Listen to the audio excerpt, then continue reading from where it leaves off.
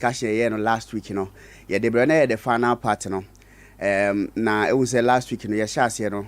And you about community intimi amfa komono ankwa wiye. Na technical HSB inti intimi kura ni we ninkita ho. Inti ene say straight away no. Ye beko eye air topic no. Eye ne science and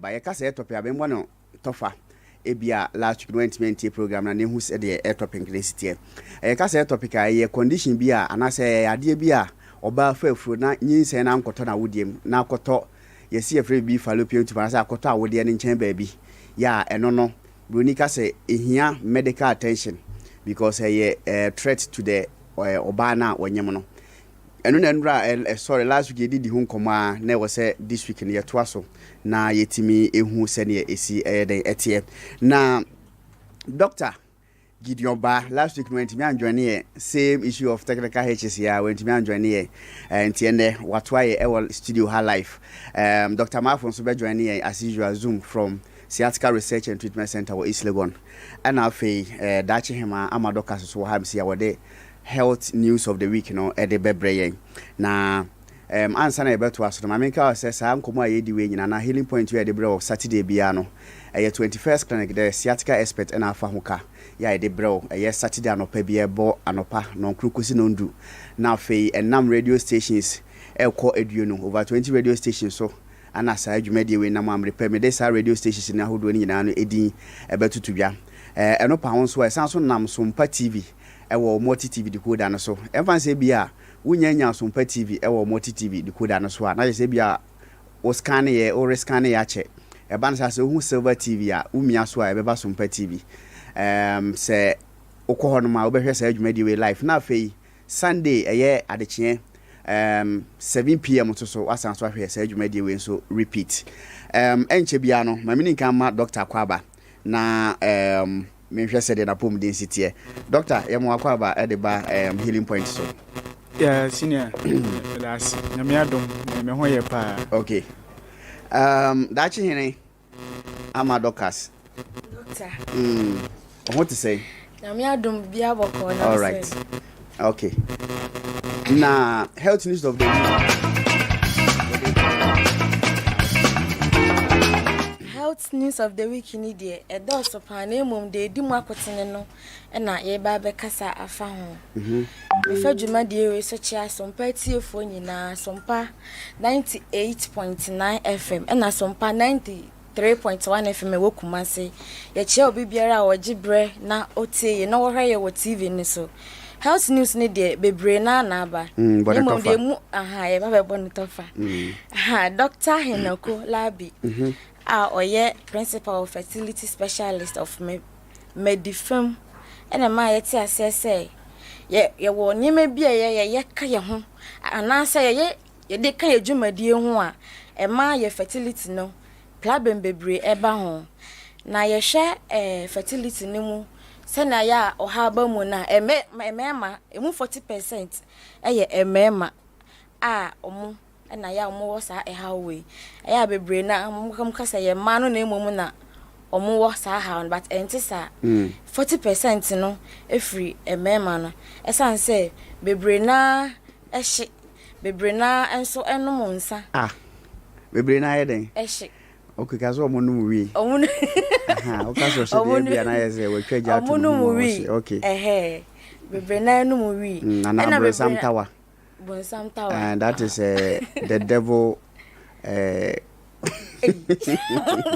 to us and na say memebo hono ma omo hye ne ma e tight wo mo pa ti say oyo bi a wo yesa ne ma wi a ebe ma wa wo ho eso aba fom okay ti Dr. Henako Labi okay ama ya ti ase say oba bia say opese wo nwo na so apomudin SCP esitade a na e wo say at the age of 22 e kwode na wow ase we dey hu ye to aso na na etwa mu ya ne ye hepatitis B day e ba se sa ya rewe oh sa aka no hom no so ko e Ghana pa ama kofo bebre enya bi ye wo hepatitis A B and E Dr. Franklin Asie de Beko or Director of Public Health and a my say Ghana for bebre enya saa yarewe ena e wo se omu create awareness media ni nyina e wo se create awareness na enkofo enkoko cheke omu hepatitis B status no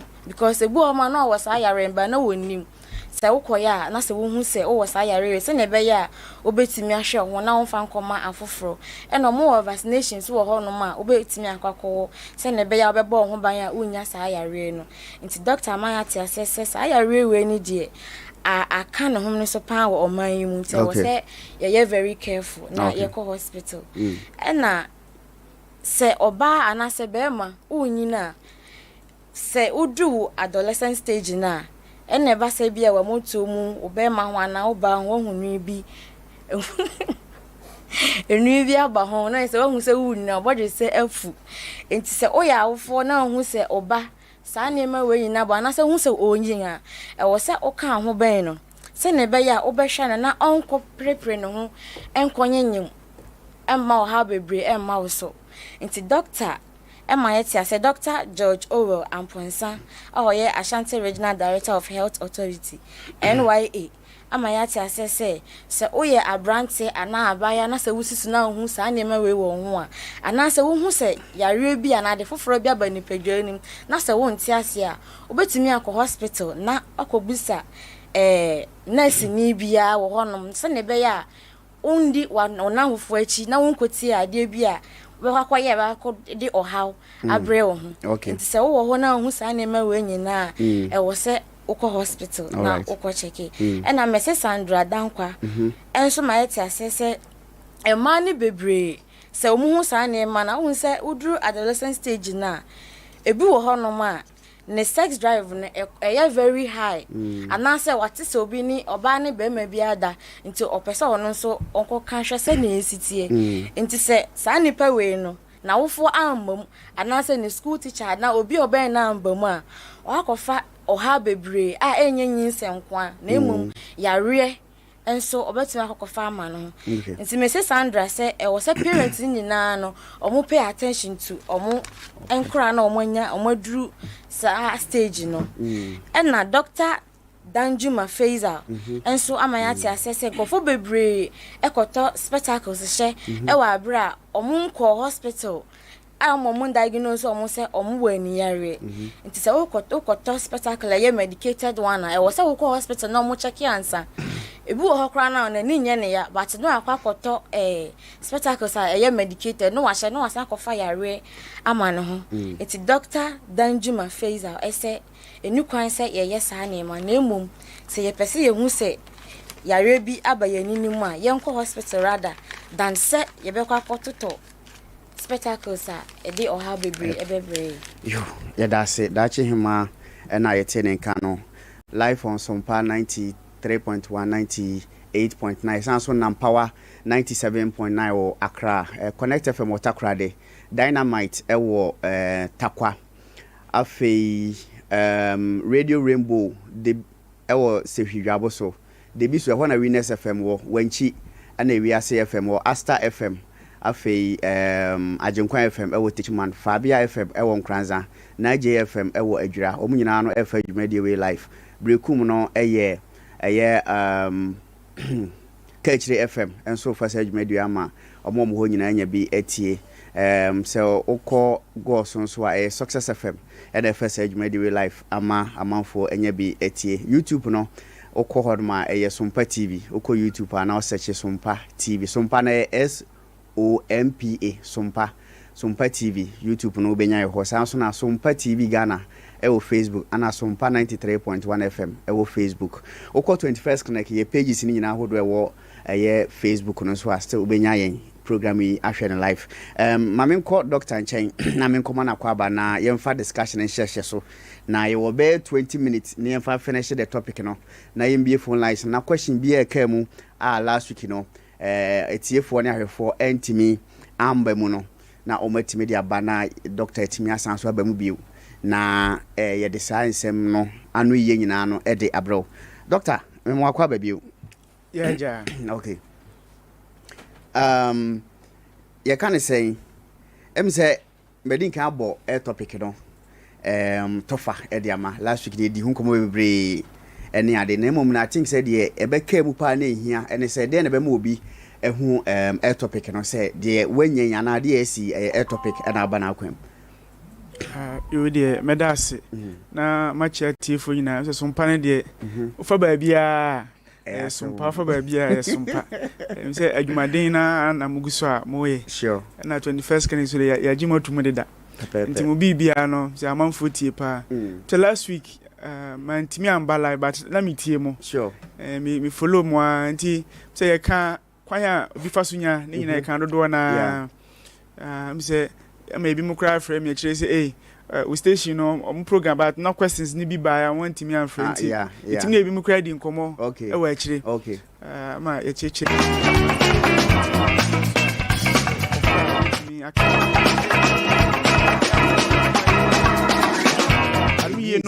yes presentations no nti damase we say amoma akwanya bebre so mo mutime de kasa na say ye to aso no na ye hwe say obinya a topic na dey na mani pa na hu say a topic ana say yarewe ana tibia we am me topic pregnancy say di kan say a topic ye anyensen emu sunsanso boni bia ewo ho enti say na anyensen bia tie no na hyase no ene ekwanim na sa na tie obi wo ho a hyase a ne butimi funu no obi nso a otimi fe obi so wonsa na ne skin color na ne padua no kra hyase na esesa obi otimi e pale obi meka say emrafo bi omo mi ntamu otimi hwe oba bi anim wo se de wa mi hwe anim asa onyem nam yensa obi ono onyem nam ono kra anim so onyem ba obi timi hwe anim timi ka say enyensen we adi ndaze do si ana say ese na adu and this animal no dodo na sa na tie na sense a topic na edi kan say ento awode ni mu na wetimi to awode na no baabi ana awode baabi akosua to kwan na da no kwantempon no timi eka kwan no so okay na eka na say form ho once oba no ekosua no ne beema no hunsuo ana nkwamo na hia no baabi ebegina bia no ahyase ye nipa for me nipa enti se antumi angina awode anim na eka awode na no ana se etwam awode no ba efoma ana se eka tube ni mu a okay friend se mentwa no etimi ebedu awode no otimi so tra awode na eba ano etimu etra awode no eba awode na no wow etra wumbu no ba because service detach from the wumbu no na ba service na bi so endu eya du hono na agina na ahyase for me ti akola betimi afiri awode no aba service na bra yenche no wo no otimi ebetimi aba okay enti sa antumi amba no edu ba bia ka se ade ba nsusu ya ewo wumbu no ene any other part ne se wumbu no etimi ebai ana se etimi bro ka se etimi expand but fallopian tube na se kosua to kwantempo no eno no entimi embai impose ebebai kra na entumi mbai se ne awode no besi a expand no enti enfa ne se kosua no eka awode kwan fallopian tube no ye kosua to kwantempo no mu a edu se for me na say ye say okotwa scan apemfo no kotwa scanner so oba no wanye bia be 16 weeks wanye 20 weeks 30 weeks 36 weeks enti the more na ekono na akra no ye kese enti ye kese no say ewo fallopian tube ni mu a na ahyase bie fallopian tube no so sanse enye elastic ana ntimi ba sa wodi enti na so emia akra no na akra no so ahoɔden no emia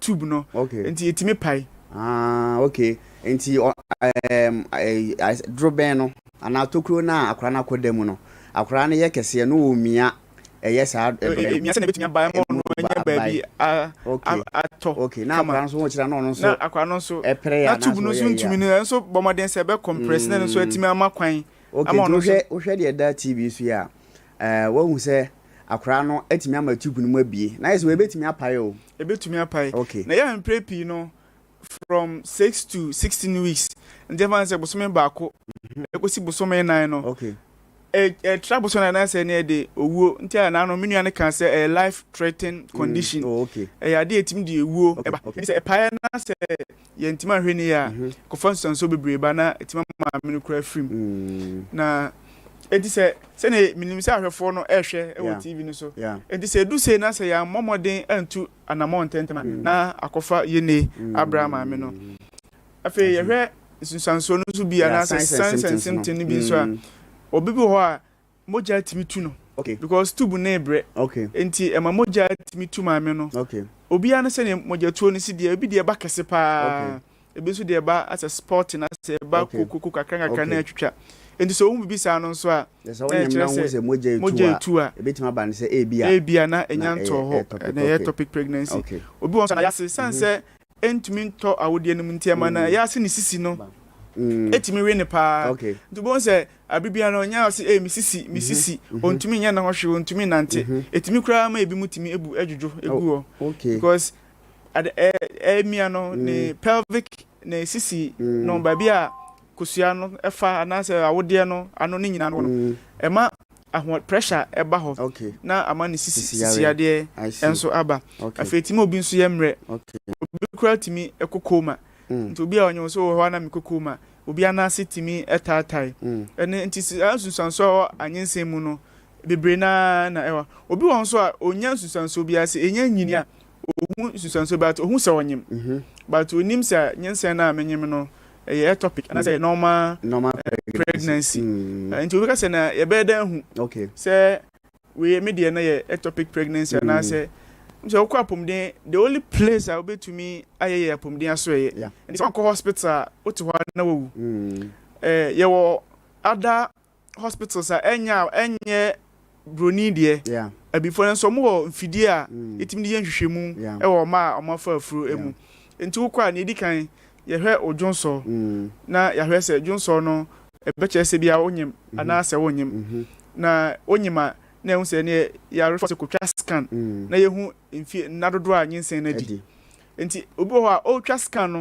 e na ebe ma yehu se awode no hwi enim nti hwi ni ma na se ye ko na ebi on se twu moja na edi moja na hwe se nyinsen wo ma na se enim nti one ya hwe dwonso ya hwe moja wakotwa scan afan vagina ultrascan wakotwa eno so yehu se bibia anim enti na he na be hu se ha na anase ha na akra no eda enti eno no ebasa ye wo laparoscopy no no ye afidie bi a ye de hye wase e de epia ko hwe ba bia anyensen no ana akra no eda enti eno na ebe ma ye hu se ebia we no anko awodie nim na mu da awodie na no ana da kusua to kwantimpon ma he fallopian tube no emu enewo ana se bia da ne nchen nti na be detect e ma ye hu se first na wo test bi so ana ye but ene no nimdie eba na nim no ye jai na panye nti panye no ye dira obanas kakra ewa 18 range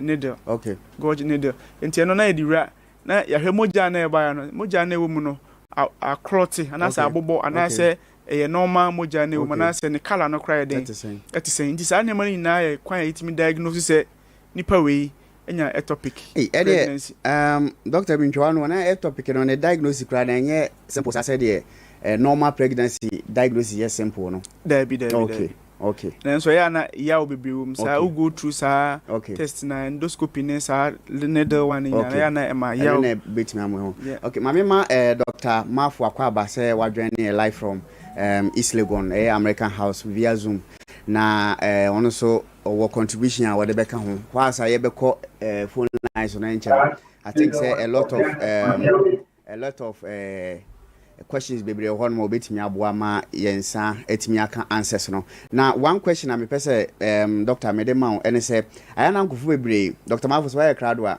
amafo bebre timi ka say o ka the issue of scan no obi so akwa kotwa scan na ya ka chen so obewo ba watoto adi ni dwa nyina masa chese mantale man paboane adi nyina se nkola kura ya show mo wega enkobeto bi afei okwo akura to hodoma na akura no onye oba bio na jese opie na wadane waye bema eno no Dr. Mafu sa sem no biyiri se wati da ede na osusu aye timi kofa sa we na eba eye se bema anasa akwala ne information ye form no nyankopon form no otimi form dane na se de wotie ne sa na obetie sa akosi awiye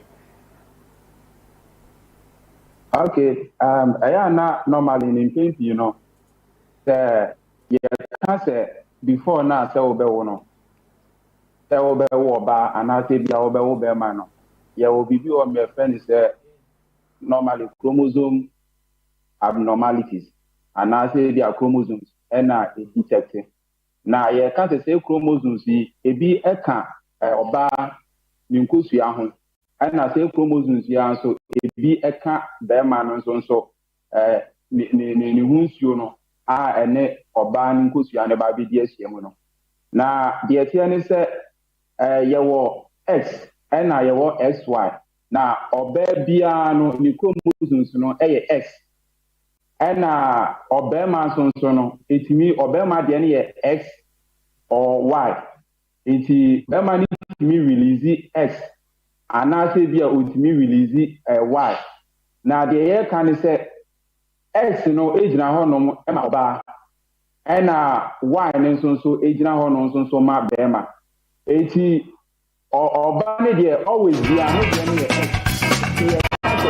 here only wo no kan for x wo na se mo wo ma na so na e be ma na oba ne said that any relation be because here can say aside say be ma no ehunsuo edi asiamu no ene nkosuo na edi asiamu nyina no be ma na ekire say akola no ebeye oba ana say ebeye obema edi yan say be ma no e release exa eba ba be ka oba ne ho de no oba ne de no ex no edi possibility ni say ana say 90% sure say akola na oba ebeye oba no high na say be ma no so release Doctor Jinaho, it's saying the okay possibility na we na dia na be ma possibility na possible na fe ye twa scan maka kire say ye be wo be ma ye di edwa nyina wi am oba na ko no be ba ko wa akra no yo ba eno na bibuza say den na ma ni sisa akra ne form wi ne detect so ye be ma wotimi dane e be oba e wo mu nim die mu science mu man ye ya na say den na ma sa de ne ko ba say because ye mpe disappointment omo mu te healing point ne mpe sa disappointment ne bio. Yeah. On say I said the yana ye can say on say once ni say it depends the chromosomes ni nya e form there.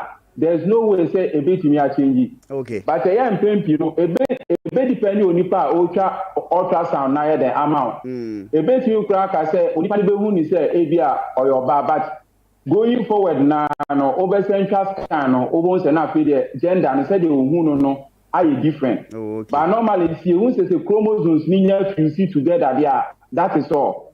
Okay. Now, if you say Obama near X will release Y, and I say Obama so the near X, and I say and we see a possibility you say Akulana Obama, Bema. Okay. And to say Bema na so nipa no twa scan no obehu organ na say we Obama na we Bema na say be Akulana no all forming in an sexual organ so form automatically. Yes, sir. Yes, na for me automatically. Okay, now on say those how many months ben and I to me emani clear say we just scan now bit me we say nyinsem no satem we dey okotwa obo say akwara na oba na be ma on say we dey say from say a free birth normally the appropriate ways and kasa if you bet me a detect say if you miss 6 months no okay so do na no bet me detect no earlier and so we detect no earlier and no na ya na omunhu how our organs na form it we say na omo conclude say e bi onipa na ya oba okay but meanwhile the be kwanimu no our organs na be say e develop no and no be ka say bi adane but e bi na ya wrong diagnosis onipa no come up earlier no and am early lead to that. Okay. A sonographer bi ka kire me say because otwa me hwe maami bi ma otimi nyinsen ye na okotwa scan ode bae na we be ma nti maami no ko wie ya okonya oba no we disappointed ti oba ye na me ka kire ne say scan hormone no nipa no okodu ha o maami ne nkasa asomo kan ne say tama otwa akora na abutu na woye ya akora no wantimi amfa chese asema o kano ya de bia ya nti wabutu ari na ufo so hu a ukochoro se woye oba na yeah ha dwen enti na che say enti dodo na free home. Okay. All right. Doctor, because after 6 months economy dey won say I fully developed. Okay. Enti obegina so na yakwa ahoma before e bekwa ahoma so no minim say doctor panyin wo hai meja ye wo German train doctor and ye wo Ghanaian train doctor enti e bia wo ye den a omo de omo nyoma ne we anim chen ye de so odi bi kakra de beka ho na afia yakwa ahoma no so. Okay. Ne minua ne ka no em say sa pepepe. Okay. Na e develop bia bibia ni ho a obetumi aye. Ne do bia ye mfidie no sansa akoye mfidie ni ntimi disappoint kakra. Okay. Ane se obi kan se na akra na butu no. Obi wo ha ohun nipa no gender ni ye. Okay. Na sansa ya fa na se space wo akra na se oye bema na anopapa o ka se ubie ne ba bia ne private part no na hwa. Private part no ye na se hon ba bia ne kote no wo no. Etimi se etimi ekakom. Okay. Nti obo se bibia ani ho. Eni sa na da yafum na ya nipa na adwen be ne se ebia akra no efuboni befika se fe no se labia. E wo labia major na labia minor. Labia major na ne den. Em se oba no ne na japade no. Mu sisi pa be ma de wa body pain. Say what you say. Oba na japade no. Okay. Ana se ya ne yehu ne se ya kese no ena efe no ehu se ebo ho ai na ye tofu no okay ena efe no labia no okay nti ohun se eso ebi kwa na be ma no sa time no ho no de no ne hwe no nya MP na ne kote no so aka community odwen se otini ho nti e oba nti am prepare na DCV nti se bia otwa first one na se ka se bia e oba na be ma enka obetumi a sanko different lab nti me person bola bia ba bia call lab A ne within a week no say me na kan free 6 months ko de na bibia develop na 7 months for etimi wo akra nti 6 months no sanko ifufro na sanko twa another scan na confirm na yes certain say nyensen we na sa akra me be woni de oya oba na be na engina ba ko pe no so obi su koy okotwa wo diagnostic A ogaso yo ba ana oku obi yese we be ma ana oza kotwa we and I'm say onya onni dwa no mom na okwade benya no de aba because this say e basa obetumi akọ hospital and hospital bebre wa ya mprepi no hospital no say ya refer nipa na nkọ ho a e din say ka say me voluntary no me ba abetwa scan but kwara no doctor ne kasa say metwa scan mienu ba ko say oyoba ba ko say oyebema enti nim say haye na mo hwe me ti me stress nka ada se mama ya wo mo ha na mba recommend lab bia mama ya metumi akona setting na se no kan udi dwa na de betime di unisex ni nyina agu ho na ache no because minimum bia o ne ntad ne mankra ntad de no wa won kra be 3 eno na mo nyina ahye aha nti opo fufuro bia o diska fufuro dwa fufuro ene de asem fufuro nti eno no so eka ho nti ya na prepi no mfidie na de hwa nipa na odi ani but ya huni de efomi afomi awi age se Yankopon okwan fufuro bi opese odi nipa ne fa so de a Yankopon okay nti na yese onya afomi wi de na enwa no oh Dr. Gideon Ba na yene no edi nkomo na fe Dr. Mafo enso so East Legon Sciatica Research and Treatment Center ya Kambuma ya desa healing point we edebro topic na air topic na the ye nkomo ya di last week and this week na question bia wo efa ho nyinsen ya ankota wo de na to nchen na enya to nchen so a doctor e to nchen itimi correct na ma be to finfin e ma otimi wa na se nya to nchen de a akwala no obehwere yo mi dase me se e to nchen na emprepi no akra ne sei okay na nsia na nimdie aba beno kra yeman mu ha no enhye dam kwa ni mu kese abrofo no timi yi efiri ho eno ebe yo CS na bebe na etimi twa etwa fallopian to na ba bi kra na akra na etwa na yeyi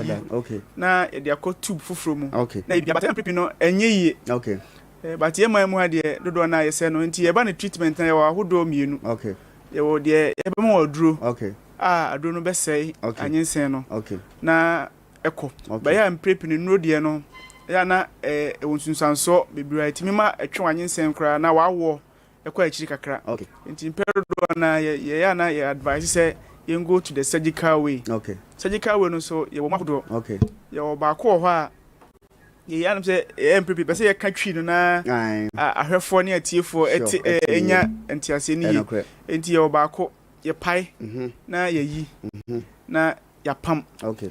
No an kwai baako so an so ye be paye yi but ye mpam na ye hwese secondary way be healing. Okay, no na normal ina no betimi aye. Okay. Ene baako so atwa. Okay. Ye be twa ho no efro na ye yi akran se ne be ya maame no ne ho beto no. Okay. Na ye prep say me kan from 6 to 16 weeks no. Emu na ye sa ne me e bro so dia na say akoya ye say no medical emergency na say na kodun pempen so a wo say ye je maame no nkwa no esi ho at all cost.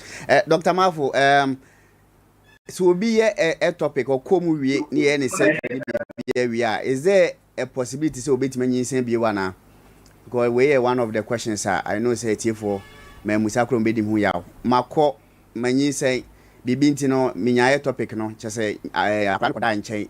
Ana yaye me surgery me ho aye den. Betimi asan anyi same be wa bra me ko be ma ho a. Very possible. The obesity and insane. Yes, I said another doctor I can. On the attending to medical emergency now. I know now because I know the fallopian tube, no a rupture, and I said paya. I know if you are going to cause permanent damage to the fallopian tube. And a bastard now, I won't bet me I ordain. But the would me who early within the 6 to 16 weeks in the year. Possible either say the bema a draw nina ebeba and I say the fancy a bay or surgery. Now you beat me start in the few honor. And after that, you have the chance to say oversign I will be. But and train must medical emergency yes. Happen. And train man happen yes happen. Okay. All right. There's no possibility to rupture or fallopian tube now cause damage to your fallopian tube, very high. Okay. And I know so basically put you at risk. Okay. There will be nothing TV ABU. Okay. All right. It's here for ever call any other for number and the other 2 screen so now wait me a friend our ba.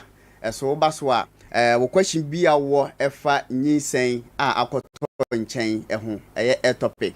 What in wasem question ben dey na wo wutrim ya musan fa ma question be na wo fa a topic ho eno na wo ba bebusa na yetimi ahwe na yeyi ano ama number na wo be frɛ no 0247 989 989 0247 989 989 0247 989 989 and after 0543 989 989 0543 989 989 0543 989 989 Mrs. Ubio 0247 989 989 0247 989 989 and after 0543 989 989 0543 989 989 enti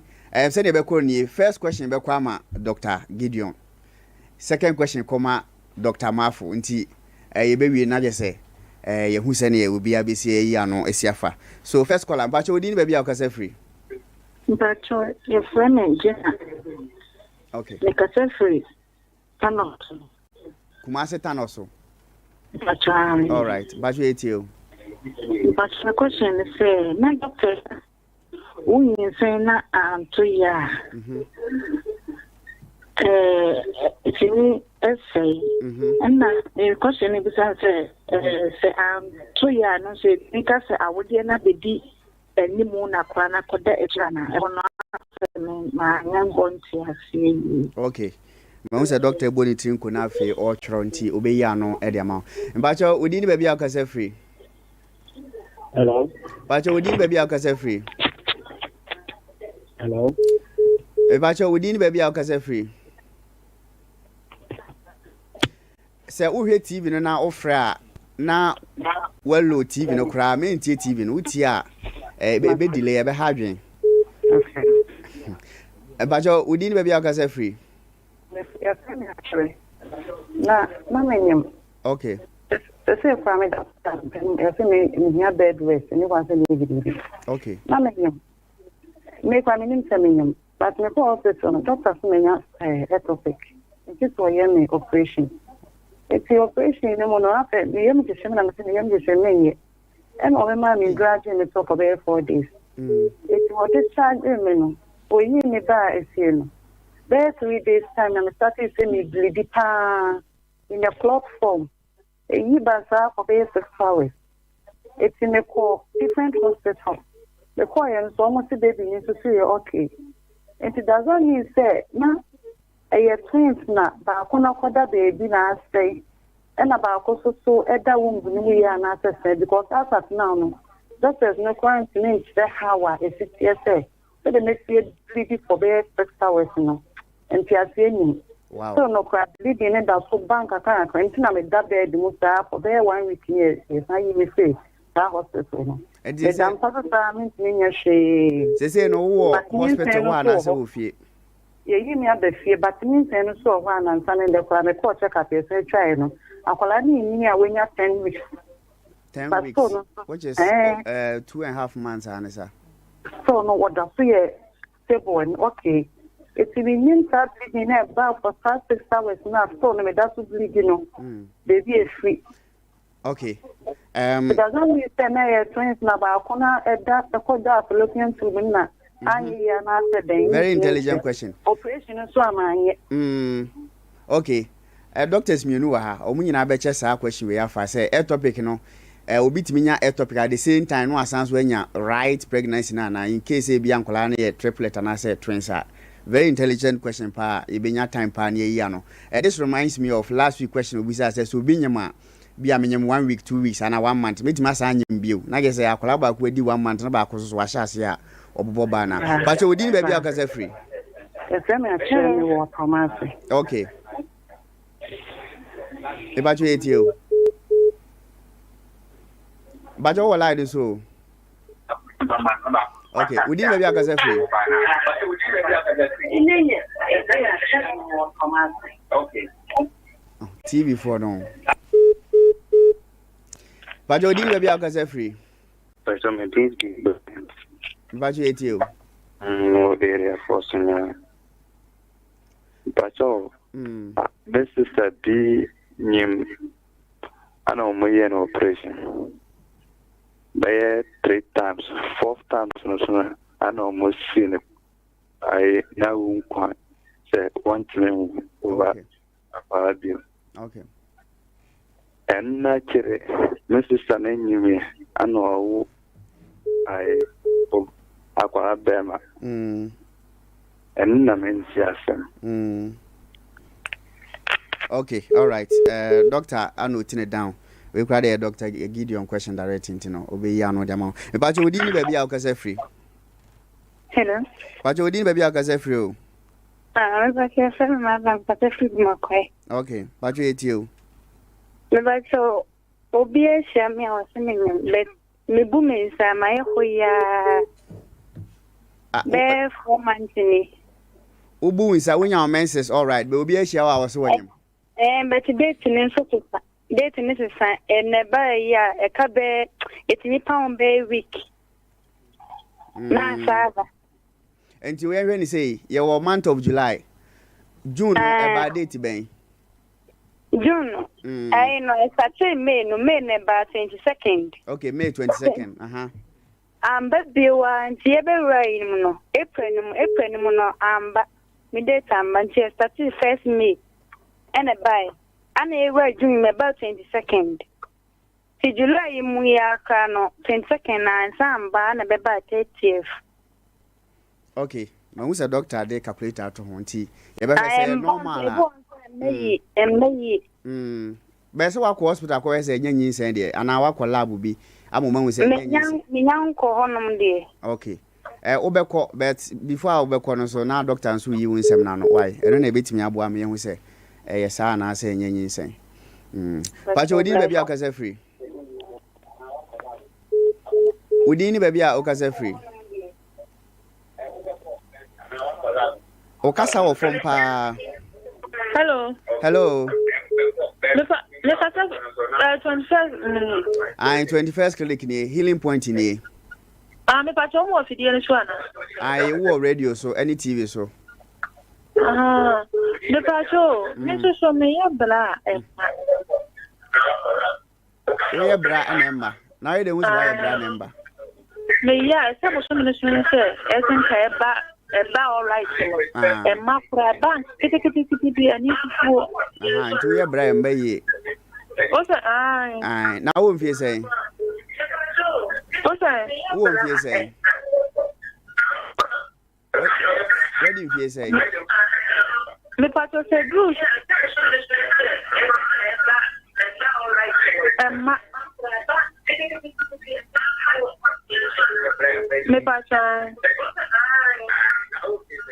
me pato no what 20 37. 37. Started say e basa no ache. Pacho me ntie TV no. Me fan say di bro nya ni wie yen. Okay. Na ko trust na mo se me. Okay. All right. Dr. Be you anu ama. Pacho for next caller mama. And Pacho within baby akase free. Hello, good morning. Good morning. Within baby akase free. Hello. Pacho within baby akase free. Good morning. Me ntie TV no. Hello. Pacho within baby akase free. Good morning. Morning oh. Hello. Hello. Pacho within baby akase free. Bacho me kasa fit mas medianita. Okay, Pacho etie. Me bacho me adebe kana na message. Na me check na yesemenyam. But do 2 weeks. Na me tanya me message. Bacho me sana e dia. Okay. Pacho doctor. E ba lo so kampo e bro 7 days le pass me e try e ba do pa. Okay. Wait 9 days asana e try. Now you But say me check so na 9 days. But me check na o say menyam the first year in 2 weeks time and e buy. Doctor say we say ebe kadako ama women say aba na wo check na wonyem. Man say okay e buy no. One day na try so e try mo na e ma na me check here. Okay, nti eba one day na wo check here. Nti wo check na wonyem. Na menyam but in 2 weeks time. Na me say me nyam me menses. And if I say e ba do pa be 9 days and say the extra. Doctor, my name is follow up question bia. Yes. Okay, all right. Enti mpacho doctor be ano e dem. Pacho we baby akase free. Me pacho we baby akase free. Hello. O wa homa ne so yeti o. Hello. Me pacho we baby akase free. Hello. Emfa foforo o tie TV no. Pacho so o friend o tie o hwe TV no na o fnya afre pe wonsi apeke o pe. Na wadum TV na nas welo TV no volume no kra anya sa ebe chance an wate pacho odi no bia akase free e ba chale kase free ale me pacho yeti o healing point so nie e ba chale me kase free Madina yes me okay yeti o me pacho I say me ni po asise ena eya na wote me ena me bofu no me so. And so, me call a hospital, me go try scan them. Almost she knew, and I'm a medicine about April, and I may no amber, no, and I June, a buyer, and also cry, May. And I me call no mamma to so now, no, and I'm a medicine also. So na ebe e ba to ato so e do ha for so minutes me ba mi. Me ba cho July AC mo menses ne ba how many days? If I say about 3 days. Okay, doctor tie obehwe say bia na ebetima aye topic a obeka ho asem. Ba cho udini ba bia ukase free. Ba cho udini ba bia ukase free. If I say friend me comfort. Okay. Mama Sandra yeti. Bajo yeti o. Bajo yeti o. Bajo me. Okay. Next caller Bajo, we didn't baby akase free. Me bajo me di Lilian me fefe ashama. Ashama Bajo yeti o. Bajo me pese me bi say topic na mo kan wasem no. E ba ni say kwan be ne fa so a you know kwotwa wo de ni in the first place. Okay. Na doctor say oba ne be ma hie mu a oba no tun kosua no. Enti kosua no to enam duro ba bi mu ansa na ba wodi enim. Ana be ma so ene oba no ehie mu ansuo no so efri oba na se efa wodi enim kọ duro ba enim. Enti duro ba enim na se friends nkosua ne obema no nsuo kohia na nyi se ne take place a ehọ na be ma topic na esi no. Okay. Na eka ho a because say fertilization ekoso say ba beto awodi enim. Na metom net na tube nim ho ba bia de na je say ye topic no. But ye the call no be si ham say na memfa obi abio na ye wo questions bebre ho nom Dr. Mafu beba ho no so no answer bi na ye twen no na doctor question na wanya no de wanya bia no de yenko tetem so na ye hu se ne enyoma sitie. Okay, mami na odi kan frɛ no o ka se e ka se bia na akwana ntoyi enti sa no awode na ba animu na akwana kota akira na se ka se akwana ntoyi a enu bi hu nkomo ni bi na ye di se topic e ka ho enti e wo se nka abribia no akwana beto awode animu na sa akwana nto awode ma ba bi fufuro bia obeto bia no chese antoyi nti se to awode na no ana awode no nchen ana se kusuato kwan ni mu na tube ni mu a ene ka se akwana ntoyi ana se ebi won so a okọ hospital wonyem ya bibia akwana da awode ni mu alright but obo we se akwana na yi no se enayi enayi ni chese bia na odi ni ti ena eba eni ti na eba no anema akire ne kon umbilical cord no akire ne kon ana bia ne nsa ana odi ne to ana odi nan eno ye eno so ye ka se onayi enti sunsun ewo mu no difference ewo mu no okay eno obi nso ka se wanyensen so still moja etu no okọ hospital no omo so wonyem nanso busumi bia so a ye omo amonyema for the first 3 to 4 months no omo tumi enya omo menses okay na no no ada se be ba kakra bi mat se ne na first unim na ada se be kakra bi na twa uma na sana ba kakra enti within 1 month no betimanya 2 and 3 times okay obi on so a e ba koko mienu na ejai emba biem ebi won so beba ne normal yi ni saa nti no saa no ba ebi ni se maami bi ka se yama na se onye bed rest no ye ma o enuro bi ana se ye hwe ye ma o pro ibi ai so di so hye bi a obedi so ebi ni se obeda ho nya adwuma bia be na otwe mienu na abosome ba ko na ye de hwe se bibi na e ha akra na eno etimi e ma saa de ne ba nti bi wo ha eno nya yare na emu ye conditions bia e de fa ho ba Mama hwe se Dr. Mafo so betimi afa na available question obetimi ayi anu Dr. Mafo yeti no etimi aso meka ho asem woman na o kan se omo okọ hospital no omo se onyem but we no wenya ne menses but okọ hospital no omo se onyem na empimpi you know hormonal imbalances etimi okay esa na dodo na so be bre na nya chemical miscarriage last month when I start no as a cause chemical miscarriage na you can say almost 80% of ma bebre na timi enya omunhu se omanya because no miscarriage okay within the same month and no say okay a betwen what time o menses no eba no ansa na say tissues here e form nyina aba it you no bebre na nya this chemical miscarriage no as the omu ni say as a delay.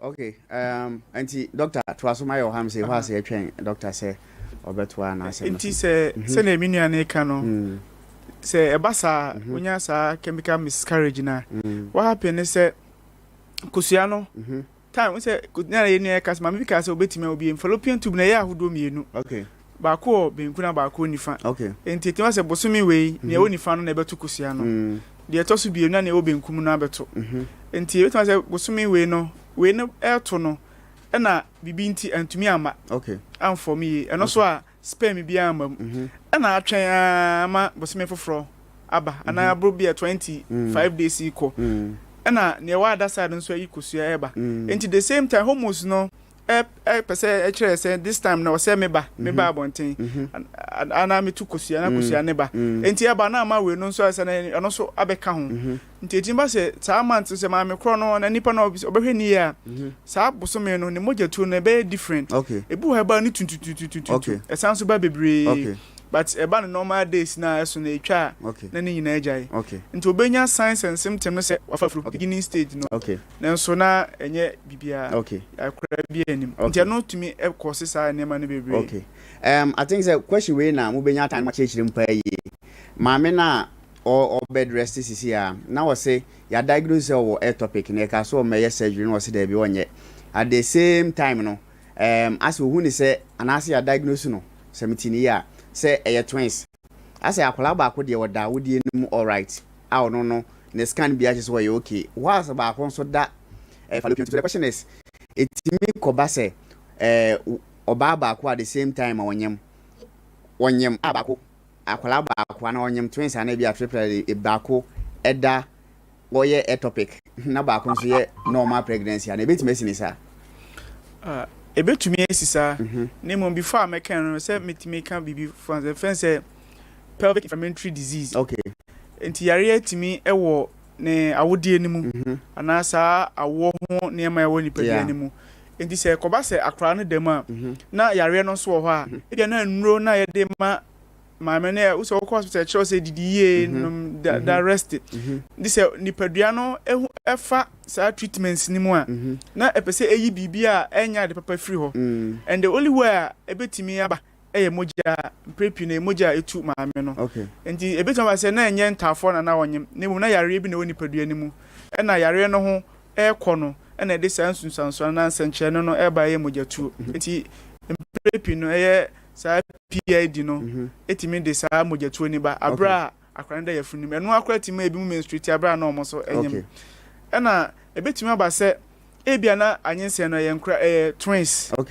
na ba kwa for me enti am for me no nipadua no etimi ehili eno ane ho enti ehili no na ama eno no apai ana ama ye wo ho na am for me no asei na eno na ba eno so ho na ye wo ectopic no so wo ho no so betimi aba emu no so betimi sa ne ma we nyina timi efa so ma sa obi a onyem na moja tun bebre no eba ada se yare ana se da se na anyense na nipa mienu na ba ko no asei na aba ana so se bia na ba ko ye topika wo ho de da na sa fei na ba se obi sa question se obi onyem betimi anyem biem bibi sa etimi esi ewo nipa de ente no na ma yehu se ansusanso ni nyina enti kosi se ebehu de de baaye no ni ebetimi aya ndi kwan se di nnuro bebre ka ene na betimi na se unrest nti bed rest ne one of the indicators etimi boa manipa no to no na fe ye na didie mu doctor we no specifically no was say doctor no hwere no and I know say be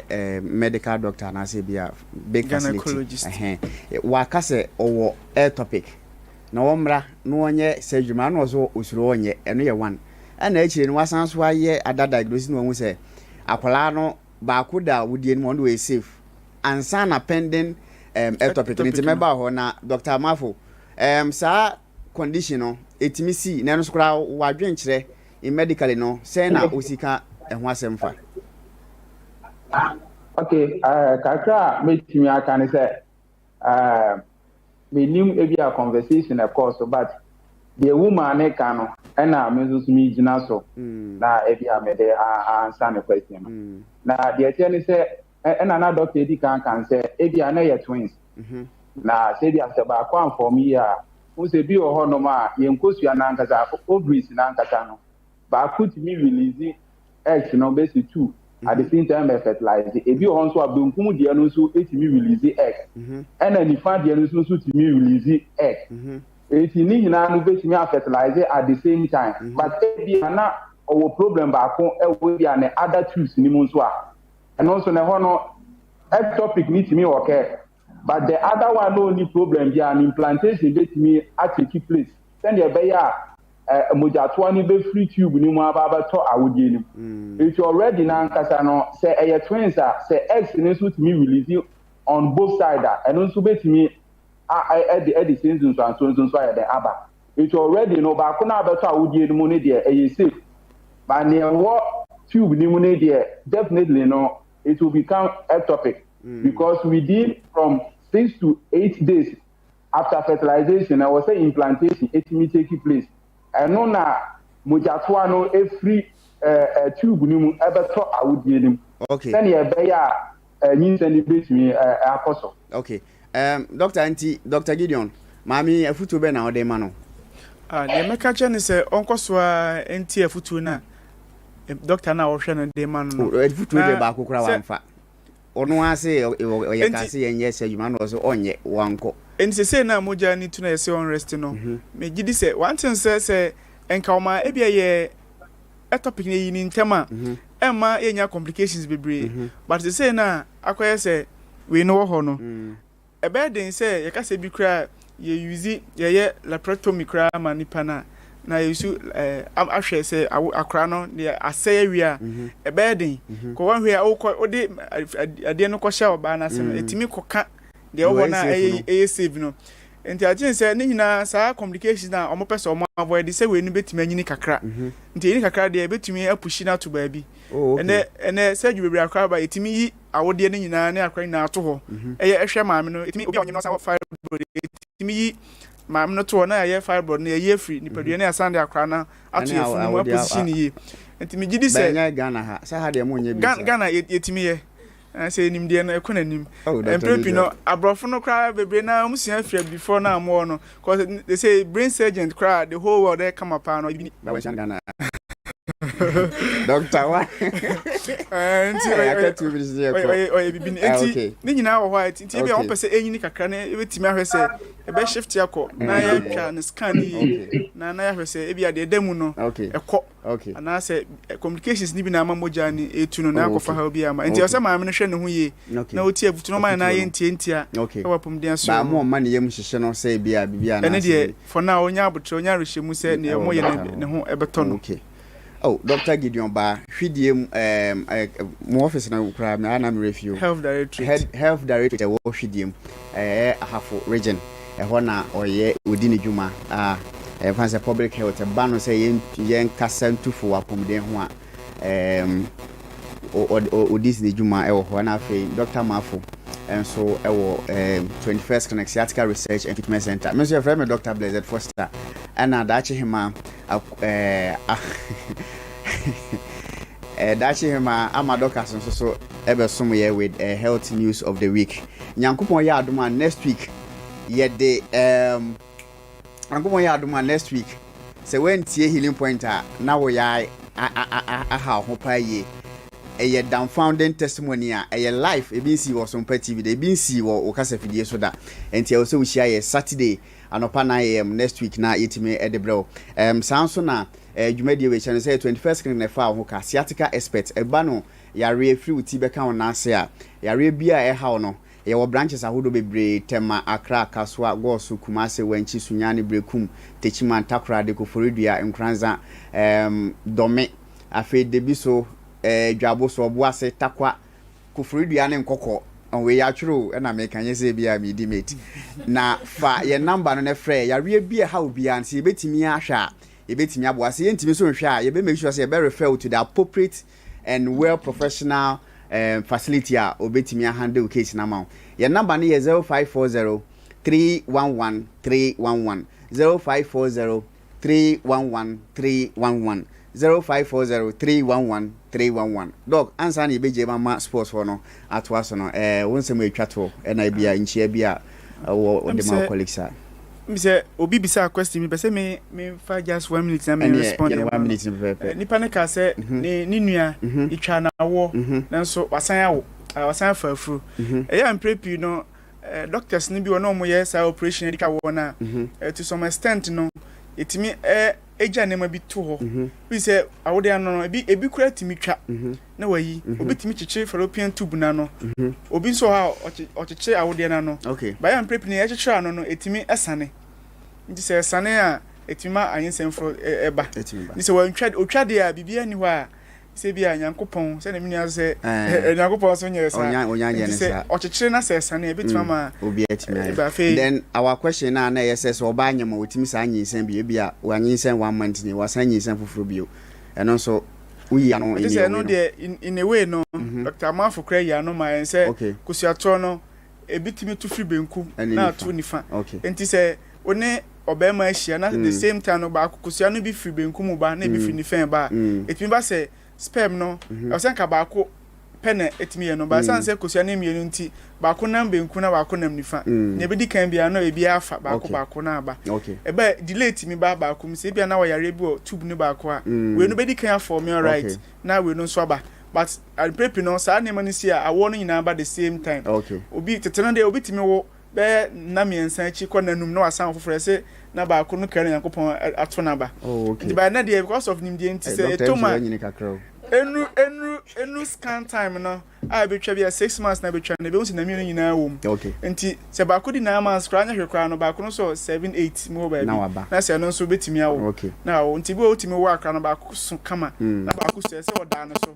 bebe na ya sa conditions no ene de ba but enten se obi a onyem na busumi ba akwa mi ensa echi na wasan anyem foforo ne de ya na entansi doctor question I be here no next week say by ya tate say your main question be say awode etimi huhuru mu sa na ko yete say me ko horo ma awode mu awo ho nti no me pese me ko horo ma awode na ma ko horo ma awode ma horo no ba ko mienu miensa next week tiefo nhia ye abra ye de damfan testimony be ye de tiefo nyina ase